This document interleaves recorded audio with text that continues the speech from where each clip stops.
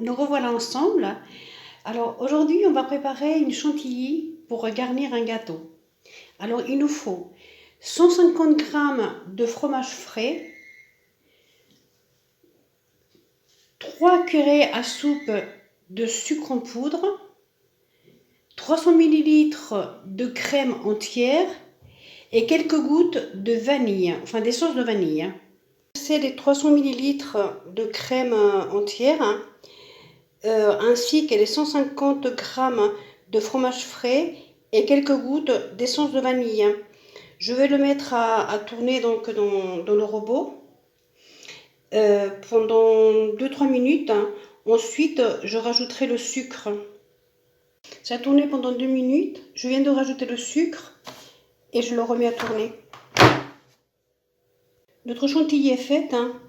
Donc maintenant, ce que je vais faire, c'est que j'avais fait il y a quelque temps une base pour gâteau, une génoise. Donc ce que je vais faire, c'est que je vais la couper. Je vais la couper et je vais la garnir avec la chantilly. Je vais la couper en deux, en trois, je vais voir. Je vais découper en deux la génoise. Voilà. Et ensuite, je vais mettre le sirop que j'ai fait. Alors, pour faire ce sirop, j'ai mis 4 cuillerées à soupe de sucre et j'ai mis 300 ml d'eau. Alors, je l'ai mis dans une casserole et je l'ai laissé cuire pendant 7 minutes. Voilà. Donc, on va humidifier la génoise avec le sirop. Le sirop, il est froid, évidemment. Voilà, je prends la louche, c'est peut-être plus facile. Et j'en mets pas mal parce que j'aime bien quand il est bien humidifié.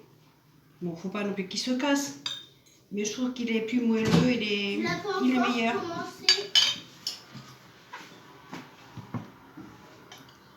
Voilà. Bon, je fais ce côté-ci. Voilà. Celui-ci, je le fais, mais j'en mets moins parce que il va venir couvrir la deuxième partie et j'en mettrai un peu par-dessus.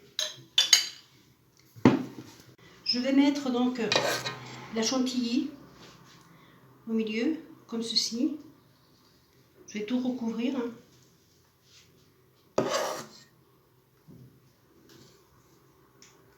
J'ai mis donc la deuxième couche de génoise. Et là, je vais humidifier sans problème. Là, elle ne risquera plus de se casser puisque je ne vais plus le bouger de l'assiette où elle est.